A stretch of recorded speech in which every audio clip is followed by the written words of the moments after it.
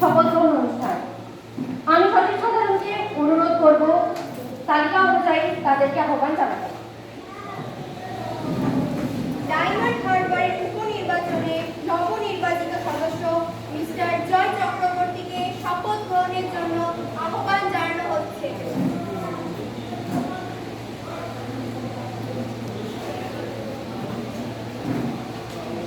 আপনি কোন ভাষায় শপথ গ্রহণ করতে ইচ্ছুক? I would like to speak in English.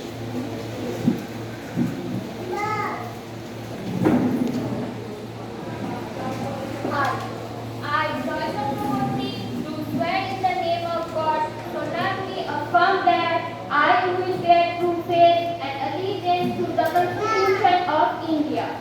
As by law established that I will uphold sovereignty, integrity of India, and I will faithfully discharge the duty upon which I am about to enter.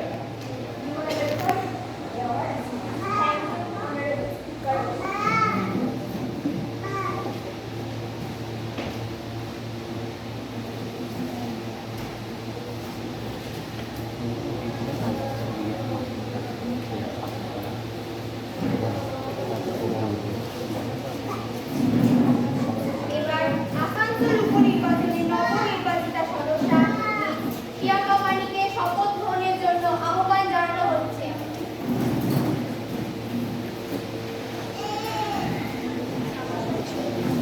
আপনি কোন ভাষায় শপথ গ্রহণ করতে ইচ্ছুক?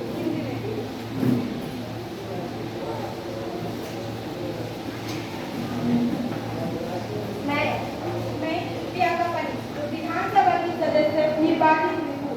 ईश्वर के नाम से शपथ लेते हुए कि मैं विधानसभा के स्थापित भारत की संविधान के प्रति श्रद्धा और निष्ठा रहूंगी। मैं भारत की बहुता और अखंडता बनाए रखूंगी तथा मैं अपनी विधानसभा की सदस्य कर्तव्य निष्ठापूर्वक पालन करूंगी।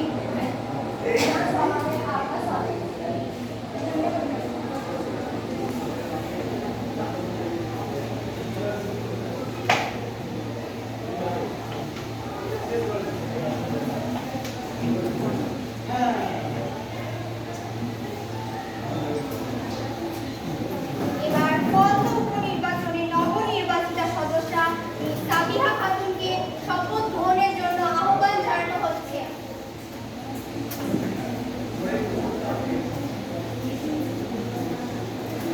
আপনি কোন ভাষায় শপথ গ্রহণ করতে ইচ্ছুক? বাংলা ভাষায়।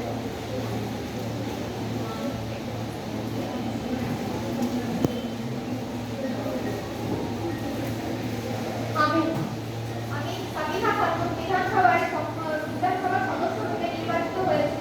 ঈশ্বরের নামে শপথ করিতেছি, নিষ্ঠার সহিত প্রতিজ্ঞা করিতেছি যে আমি বিধি দ্বারা প্রতিষ্ঠিত ভারতের সংবিধানের প্রতি প্রকৃত বিশ্বাস ও আনুগত্য পোষণ করিব। আমি ভারতের সার্বভৌমত্ব ও সংহতি রক্ষা করিয়া চলিব এবং যে কর্তব্য ভার আমি গ্রহণ করিতে চলিয়াছি তাহা বিশ্বস্তভাবে নির্বাহ করিব।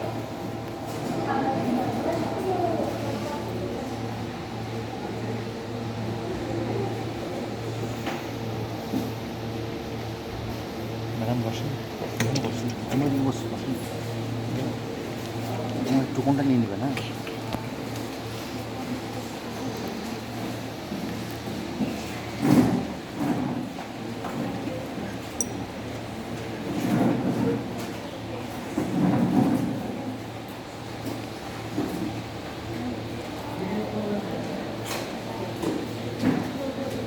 এবার প্রয়াত বিশিষ্ট ব্যক্তিবর্গের প্রতি শ্রদ্ধা জ্ঞাপন। Honorable Chairperson and members, you are aware that our India's well-known singer Asha Bhosle has left us for her heavenly abode. She was a legendary singer. In her long musical career, she gave us countless popular songs in different Indian languages. Her unique voice and musical style have made a lasting place in the hearts of music lovers. She received many honors and awards, including Padma Bhushan. Her passing is a great loss to India and the whole world. To pay our respect to her, we will observe 2 minutes of silence.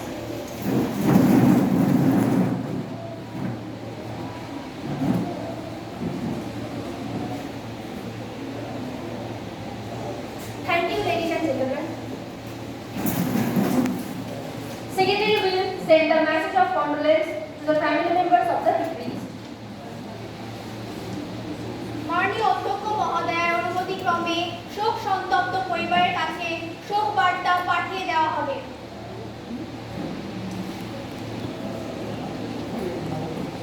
এবার প্রশ্নোত্তর পর্ব।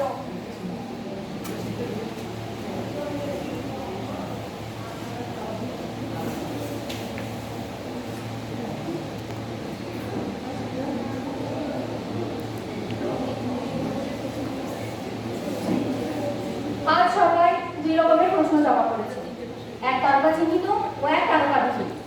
তারকা চিহ্নিতের মধ্যে 20টি, তারকাবিহীনের মধ্যে 30টি রয়েছে। তারকা চিহ্নিত প্রশ্নের মধ্যে থেকে প্রথম প্রশ্ন করার অনুমতি দেওয়া হচ্ছে রিধিমা সিংকে। Question number 102। ধন্যবাদ অধ্যক্ষ মহোদয়। নারীর স্বাধীনতা, নারীর সুরক্ষা, নারীর উন্নয়ন পশ্চিমবঙ্গ তথা ভারতের কন্যা থেকে বৃদ্ধা সকলেই শুনে আসছি, কিন্তু বারবার সময় এটাই প্রমাণ করছে যে বর্তমান আমরা শিক্ষিত হইনি। যত ইন্ডিয়ান ডিজিটাল হোক না কেন, নারীর স্বাধীনতা, নারীর সুরক্ষা, নারীর স্বপ্ন যে টিভিতে ছিল সেই টিভিতেই আছে। উদাহরণ দিয়ে আমি সেসব নারীদের ছোট করতে চাই না মাননীয় অধ্যক্ষ মহোদয়, যারা সমাজের নিকৃষ্ট পাশাপাশি নোংরা মানসিকতার লালসার শিকার হয়েছে। মাননীয় মুখ্যমন্ত্রী মহোদয়ের কাছে আমার একটাই প্রশ্ন, আর কতদিন শুধুমাত্র কন্যা সন্তান হওয়ার অপরাধে লিঙ্গরূপে মায়ের গর্ভ থেকে শুরু করে হসপিটালে রেখে সেই অসহায় মুমূর্ষ বৃদ্ধা রোগী থেকে কেউ ওই শয়তানের কালো হাত থেকে রেহাই পায় না? কবে স্যার কবে আমরা স্বাধীন নারী হিসেবে ভয়হীন, সুস্থ, সুন্দর পরিবেশে মাথা উঁচু করে বাঁচতে পারবো? কন্যা সন্তান হবে জেনে সেখানেই হত্যা করা হচ্ছে। একটি শিশু কন্যা, সে তার খেলাবাড়ির খেলার ঘরে নিরাপদ নয়। মুমূর্ষ বৃদ্ধা নারী হসপিটালের বেডে নিরাপদ নয়। এ কোন ভারতে বাস করছি? এ কোন পশ্চিমবঙ্গে বাস করছি? বলতে পারেন স্যার, কেন আজও একটি শিশু কন্যা হত্যা হয় মায়ের গর্ভে? কেন পরে বন্দী হতে হয় সেই নববিবাহিত কন্যা বউকে? কেন আজ একজন নাবালিকা মান সম্মান ও প্রাণ হারায় খেলাবাড়ি ঘরে চৌহদ্দির মধ্যে? একজন ওয়ার্কিং ওম্যান তার কর্মক্ষেত্রে মান সম্মান ও প্রাণ হারায়। ধন্যবাদ অধ্যক্ষ মহোদয়। The Minister of Women and Child Development, please. ধন্যবাদ অধ্যক্ষ মহোদয়। আমার বিশিষ্ট বিরোধী দলের বিধায়ক বন্ধু খুব ভাবায়ু এবং আবেগপ্রবণভাবে প্রশ্নগুলি ভরা বিধানসভায় ছুড়ে দিলেন। সেটি আমাদের প্রত্যেককে আন্দোলিত করেছে। কিন্তু শুধু আবেগের বশীভূত হয়ে কি আমাদের জীবন চলে?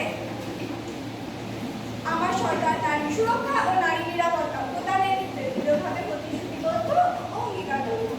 মাননীয় অধ্যক্ষ মহোদয়, ভারত তথা পশ্চিমবঙ্গের নারীদের সুরক্ষা প্রদানের জন্য বিভিন্ন আইনি পদক্ষেপ নিয়েছে, যেমন নির্ভয়া তহবিল, বিভিন্ন নারী সুরক্ষা প্রতিষ্ঠানিক সহায়তা কেন্দ্র, পারিবারিক হিংসা থেকে সুরক্ষা, বিএনএস ধারা 63, 64, 65, বিশেষ আদালত, এফপিএস, কনস্ট্রাকশন ইত্যাদি নানাভাবে আমাদের সরকার চেষ্টা করে এসেছে নারীদের সুরক্ষা। মাননীয় অধ্যক্ষ মহোদয়, আইন সংশোধনের মাধ্যমে হত্যাকারী ও ধর্ষণকারীদের বিরুদ্ধে কঠোর থেকে কঠোরতম শাস্তির বিধান করেছে। নির্ভয়া তহবিলের জন্য আমাদের সরকার 8 কোটি টাকা বরাদ্দ করেছে। শহরে আনাচে কানাচে বসানো হয়েছে সিসিটিভি। পুলিশ পেট্রোলিং সিস্টেমের মাধ্যমে আমাদের সরকার ও প্রশাসনিক দিক থেকে সর্বদা নারীদের ওপর নজর রাখা হয়েছে। মাননীয় অধ্যক্ষ মহোদয়, ওইখানে উপস্থিত সকলকে আমি একটা প্রশ্ন করতে চাই। আপনারা একবার ভাবুন তো, নারী সুরক্ষা কি একটা রাষ্ট্রের দায়িত্ব?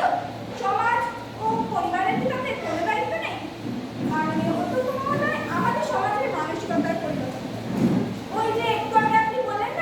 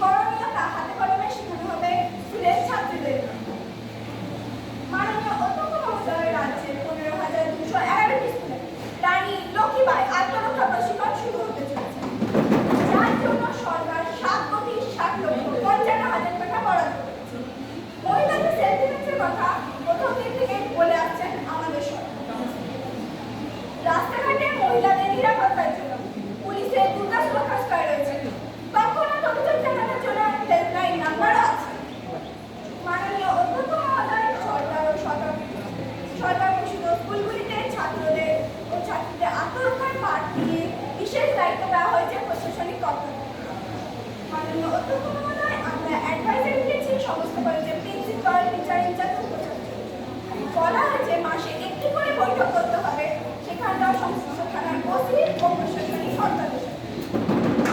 মহিলাদের নিরাপত্তার কথা হয়তো আগে সরকার ভাবে ভাবলে এত ঘটনা হয়তো ঘটতো না। আমাদের সরকার নারী নিরাপত্তার উপর জোর দিয়ে আসছে যে প্রথম দিন। মাননীয় অধ্যক্ষ, রাজ্য সরকারের আদেশ অনুসারে রাজ্যের প্রতিটা স্কুলগুলি শুনে রাখুন সকলে, এভরি স্যাটারডে অর্থাৎ প্রতি শনিবার 40 থেকে 60 মিনিটের একটি করে নারী সুরক্ষার ক্লাস দেওয়া হবে। সেখানে উপস্থিত থাকবেন রাজ্য সরকারের আদেশ অনুসারে একটি করে নোডাল টিচার। মাননীয় অধ্যক্ষ মহোদয়, আমরা এই প্রতিষ্ঠানের মাধ্যমে ভরসা ইন ও ভয়টা আউট করার চেষ্টা করছি। পশ্চিমবঙ্গের নারীরা যাতে সুস্থভাবে, স্বাধীনমুক্তভাবে, ভয়মুক্তভাবে যদি জীবনযাপন করতে পারে তার চেষ্টা